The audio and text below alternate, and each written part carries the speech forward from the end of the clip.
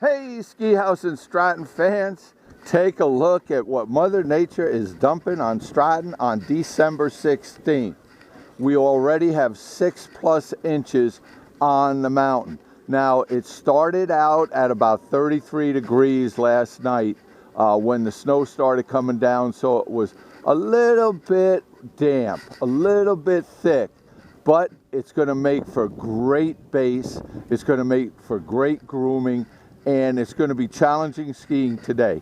So let's get to the numbers. It's 23 on top, it's 27 right now at the base. We have 36 trails going, and we have a ski patroller, Scott, coming down right now, and he's doing okay. We don't, have a lot of new terrain up top, but down on the bottom, we have Yodeler, we have Lower Switch, we have Interstate, are all open. And of course, Old Smoothie, right off of Lower Standard.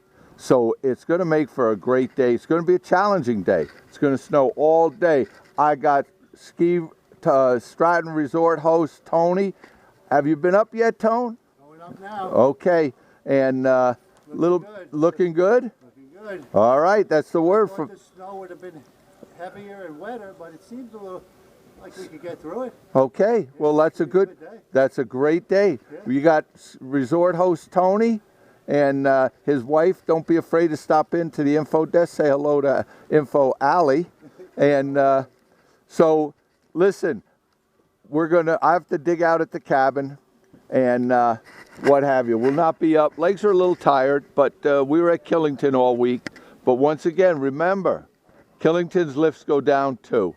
So the Gandhi's not running yet. Visibility is going to be tough. But again, Mother Nature is blessing us with a nice dumping at Stratton.